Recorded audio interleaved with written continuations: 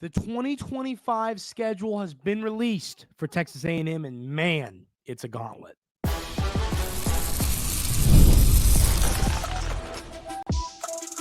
You are Locked On Aggies, your daily podcast on the Texas A&M Aggies, part of the Locked On Podcast Network, your team every day. Welcome on into Locked On Aggies. I'm your host, Andrew Stefaniak. Thanks for making Locked On Aggies your first listen every single day. Today's episode is brought to you by our friends over at Game Time. Download the Game Time app, create an account, use code LOCKEDONCollege for $20 off your first purchase. On the show today, ladies and gentlemen, we're talking a little bit about how Micah Hudson got a crystal ball to land at Texas A&M. Big news. We'll break that down. I'm going to talk about the 3 toughest games on Texas A&M's schedule. Also have an honorable mention that's a real bold prediction. We're going to get into that.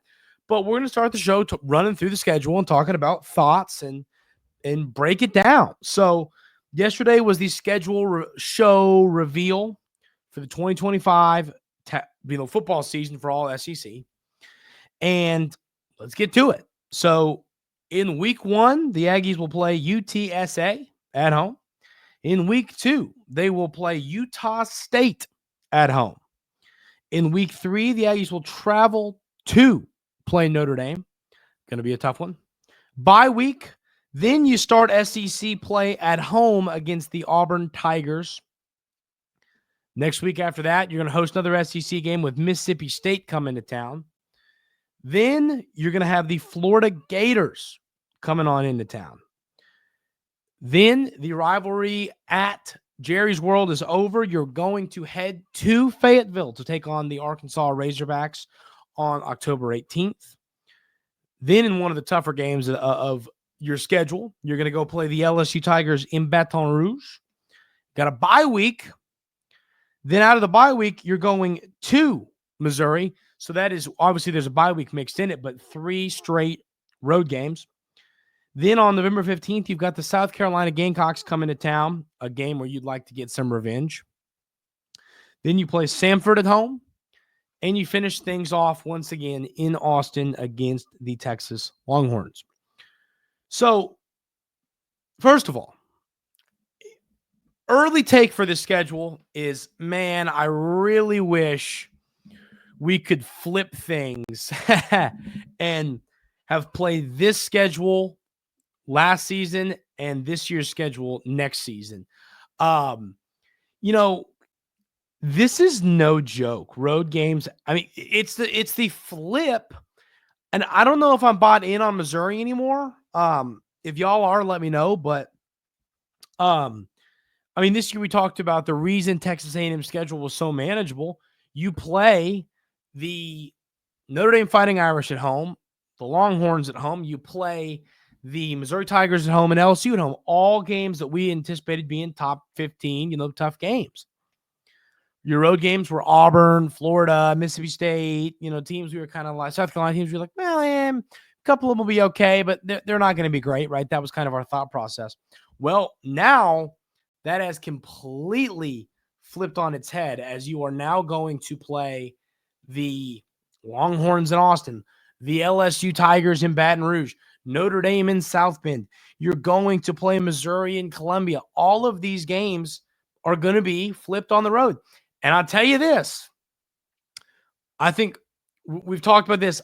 So we'll get – you got some teams in Auburn. You got in Florida, in South Carolina that I think all could be ranked. I mean, I'm looking at this right now and I'm going 1, 2, 3, 4, 5, 6. I think you could play 7 ranked games next season. Which, how many did you play this season? I don't think it was quite 7. You played a lot of teams that it ended up being ranked. So let's take a gander at that. You played 1, 2, 3, 4 ranked games this season, right? You played 4 ranked games. Now you are set to play 7 probably ranked games. If I had to guess, I think Auburn's going to be ranked. I think they're a quarterback away. I think they were a quarterback away this year. They got a lot of young talent. Florida, watch out. We'll get into that. South Carolina, I think they're going to be good again. And then obviously we believe Missouri should be ranked. You believe obviously Texas, Notre Dame, and LSU will be ranked. And I mean, then all it takes is a surprise. Arkansas gets hot. I mean, you never know. I think it's very realistic to play. Realistic to say you're going to play 7 ranked games with 4 of them being on the road. And on the road in environments at Notre Dame, at LSU, at Texas that are very unforgiving, to say the least. So it's hard to feel incredibly confident about this schedule. I mean, if you said fate of the universe is in your hands, you got to predict A&M's record for next season. I mean, I think I'd probably say 8-4 again, and I don't know if I feel confident saying that. Obviously, there's a lot that can change. Let's say maybe a DJ Lagway hits the portal, or point in the DJ Lagway thing. I don't think he is. I'm just saying point is things can change in some of these schools that we think are going to be solid, might not be that good. Even if that happens, you are without a doubt still playing, I'd say, a guaranteed 5 ranked games this season, with most of them being on the road. That does not set up to be a positive schedule. So, I mean, the way to look at this is, yes, I kind of wish you would have flipped these schedules, knowing you're going into year 2 of the Mike Elko era. You're going to have a quarterback in Marcel Reed who's really dialing things in. He's getting better. He is going to have a really, really good season next year. I mean, there's a lot of positives to look at when you talk about the schedule from last year. Not as many talk about the schedule for the upcoming season next year. I mean, it's hard to look at this and go, heck yeah, I feel really good about it. I mean, no, you can't feel really good about this schedule. It's just not possible. There's just a lot of really good football teams. And I'll tell you, now having seen this schedule and having seen, the kind of the periods you're going to go through at Notre Dame, Auburn at home, and then, Florida, at Arkansas, at LSU, at Missouri, South Carolina at home. I mean, to be fair, I think the schedule is kind of mixed up, kind of nice. I mean, at Missouri, at LSU, bye week at Missouri, I don't love with the at Arkansas before the LSU game, 300 straight road games, but I don't know if I'm buying into Missouri this year. You're losing a lot of good players there. At Arkansas, don't know if I'm buying that either. So, I mean, at LSU is obviously a tough one, but point is, I think that it'd be a lot different if you played at Notre Dame, bye week at LSU, Florida at home, or something like that. That'd be a really tough stretch. I think the schedule is kind of broken up as nice as it could be for this tough of a schedule, which is, if I wanted to take away a positive, that would be it. I also like that, you kind of start SEC play with some home games. I think that's positive. Maybe you could build up a 3-0 start in SEC play, kind of get some momentum going into the Arkansas, LSU, Missouri games. That'd be positive. But I mean, just like it was last year, this Notre Dame game is going to kind of make or break you. If you find a way to go beat Notre Dame on the road and then, start, I mean, there's a realistic chance where you could start the season 6-0. Auburn, Mississippi State, and Florida are all going to be, whatever, and they're all at home. UTSA, Utah State, you should win those games. At Notre Dame, if you win it, there's a chance you can start the season 6-0. There's also a chance you can start a 3-3. This is going to be another season. It felt like this year, to me, the floor was for this season being the one we just played, the floor honestly was 8-4, and the ceiling was 10-2. That's kind of how I felt, and it obviously fell in there. You had lots of opportunities to hit the ceiling. You had lots of opportunities to find 9-3, 10-2. You landed 8-4. I think this is going to be a season where you could say the ceiling and the floor are going to be a very, very wide distance. I mean, it could be a 10-2, 6-6 type of thing. The ceiling and the floor are going to be wide apart.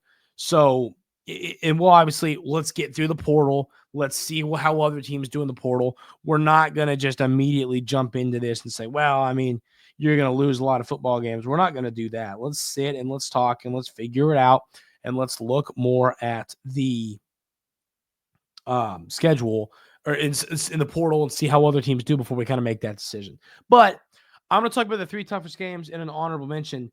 But leave in the YouTube comments initial reactions, initial thoughts. How do we feel about this schedule? Do we like it? I mean, I think it's hard to like it. Am I overplaying the difficulty of the schedule? Am I underplaying it? Let me know in the YouTube comments how y'all feel about the schedule, because like I said, I do not feel great about it. Going to talk about the 3 toughest games on this schedule ranked, and then I'm going to give you an honorable mention that I think is a bold take. We'll talk about that coming up right here on Locked On Aggies.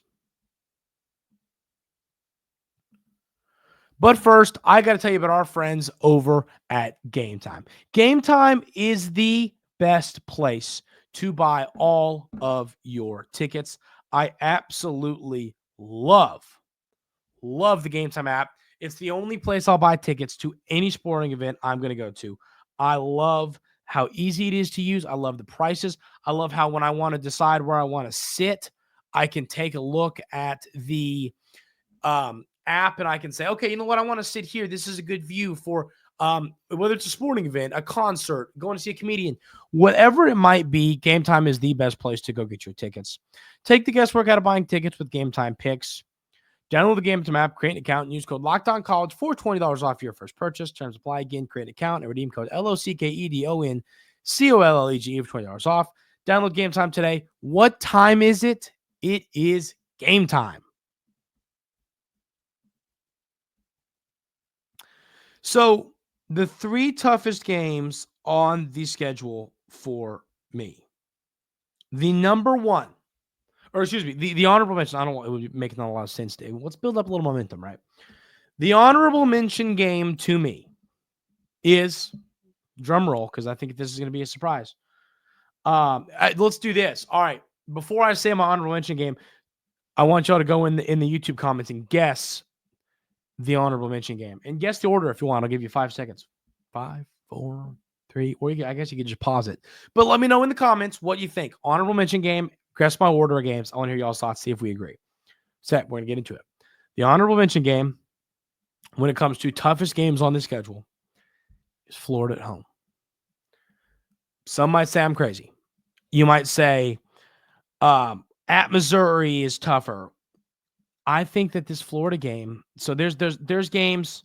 I'll give you the hint of the games that aren't on in my top 3, and then we'll run through top 3. Auburn's nowhere in there. Mississippi State's not. Arkansas is not. Missouri's not. South Carolina's not. And some might find that crazy. Some might find South Carolina to be crazy, and I kind of think it's crazy too.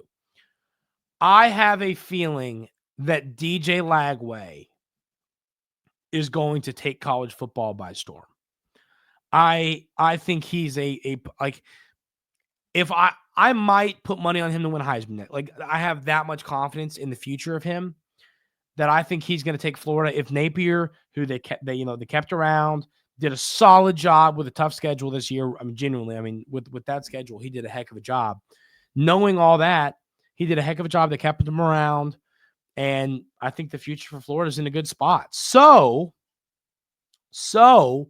I think this Florida game, even at home, even at Kyle Field, is tougher than the South Carolina game, the Auburn game, the Missouri game on the road. A lot of people might find that crazy. I just have a feeling, and I know Florida's losing some players. Florida might be losing some players to us. We'll talk about that later in the week, or probably early next week. But looking at this schedule, people might say I'm a little crazy for that. And yes, Florida's going to lose some players to the portal. I think Napier is coaching for his job, coaching for his life right now, and I think he's going to do a good job in the portal. He's going to lose some players, but he's going to go get some new ones. You get some weapons around Lagway. I just have a feeling that they're going to have a special season, and that's going to be a tougher game than many imagine the Aggies to win at home. The third game here I have is at LSU. That game, of course, is on October 25th. It's the week before a bye week. LSU is a really, really I think that they're always going to be a good football team. I also think having to go play LSU at Tiger Stadium at night, probably under the lights, you never know. We don't know for a fact it's going to be a night game, but I mean, it's not a fun place to play. That's not a place I want to go play. Obviously, LSU is going to lose a lot, and they're going to bring in a lot. They've got some solid recruits coming in. It's LSU. They're always going to have a good roster. I don't care who it is. I don't care who's coaching. I don't care who's quarterbacking. They're always going to be a solid football team. And I just think that venue is going to be a really, really tough one to go win in. So I don't have a ton of confidence in that LSU game.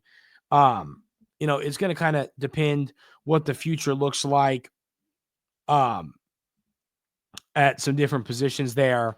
I mean, the future of, Nussmeier obviously announced he's returning. So you're going to have Nussmeier back. It's going to be interesting to see, can he kind of take that next step? He's a player. I still believe in the upside of Garrett Nussmeier. He just announced he's coming back. I believe it was yesterday.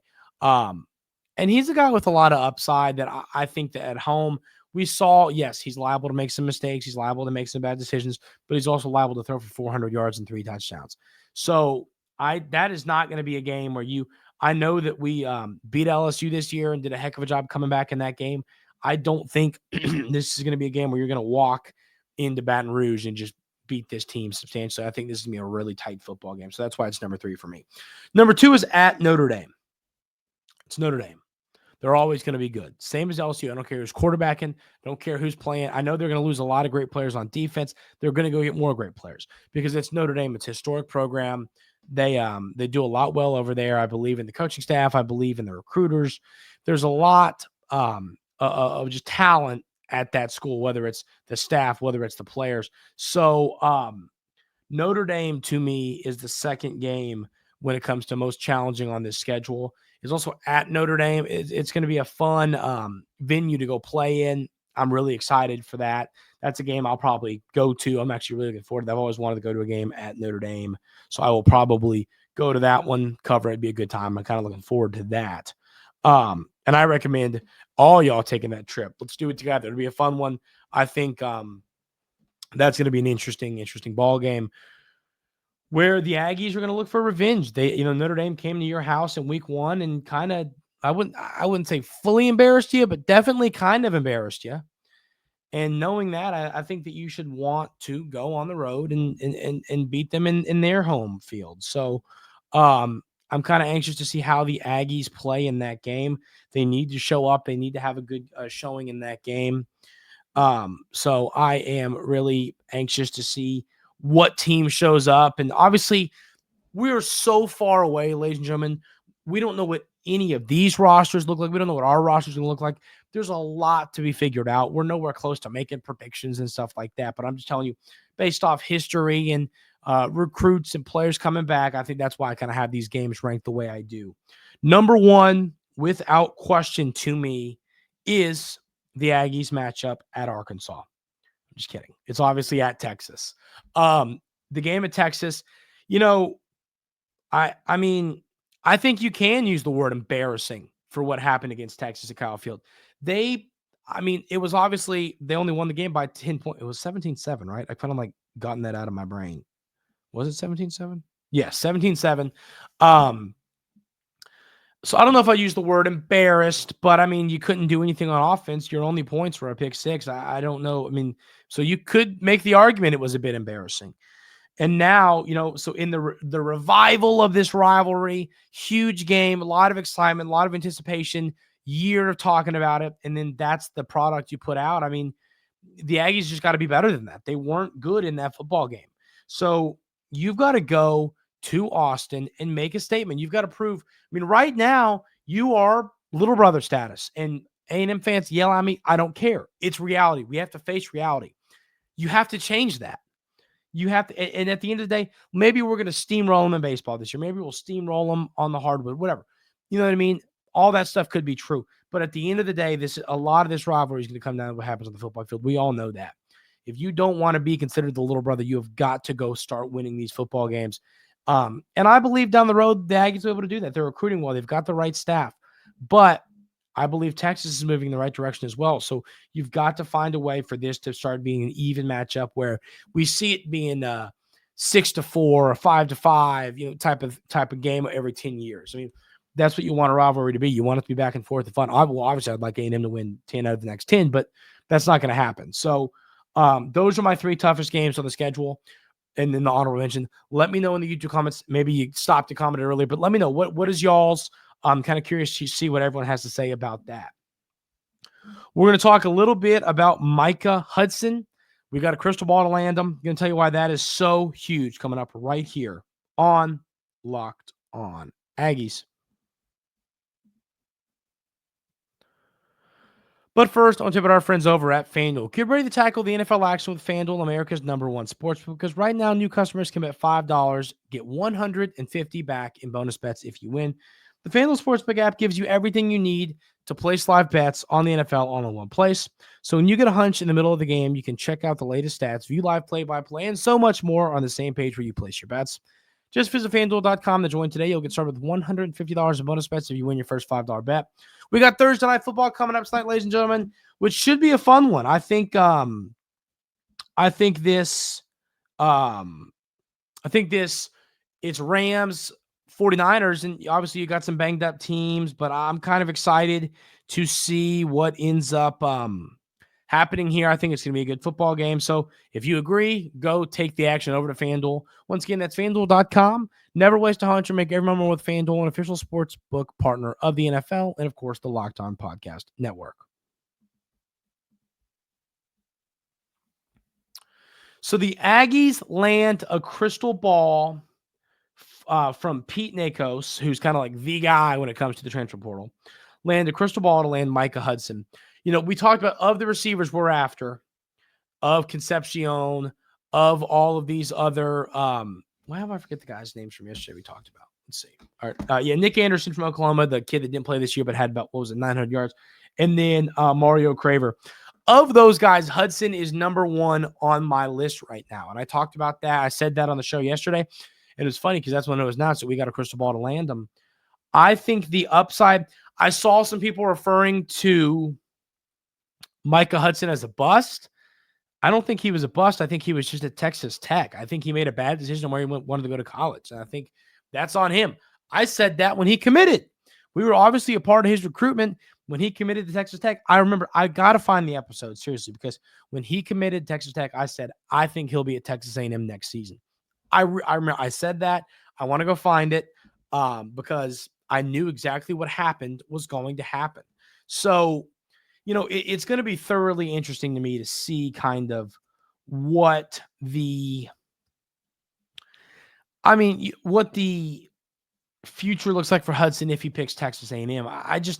He's not a bust. I think he picked the wrong school. I think he's a player with tremendous upside. I think he could be a dominant force in college football at the right school with the right quarterback, with the right roster. So I really am excited to see what happens if the Aggies are able to land him, because I think that he is such a special player with a ton of upside. So I'm anxious to see what this looks like.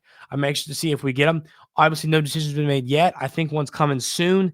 And if he picks Texas A&M, it's going to be huge for a team that is begging for some help at wide receiver. It's a position that we desperately needed some help at.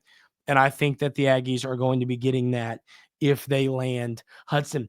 And if you land Hudson, I don't think that's it. I think the Aggies still need to go get more players in the portal. I'd love to see you land some more guys. I wouldn't end it at Hudson. I think you need a lot more help than just that, but it would be a great start. And I think he's a guy who would walk in and immediately start for your football team and be a guy who can really help this team move in the right direction when it comes to scoring points and moving the football through the air, plus giving you those ever so important explosive plays that the Aggies are desperately in need of. That's going to do it for today's episode of Locked On Aggies. Thank you all so much for being here every single day. I really, really appreciate it.